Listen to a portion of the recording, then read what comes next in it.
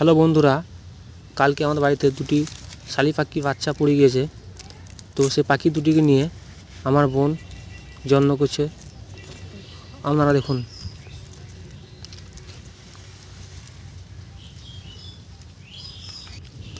Hello বন্ধুরা, কালকে আমার বাড়িতে দুটি শালিক পাখি বাচ্চা পড়ে গিয়েছে।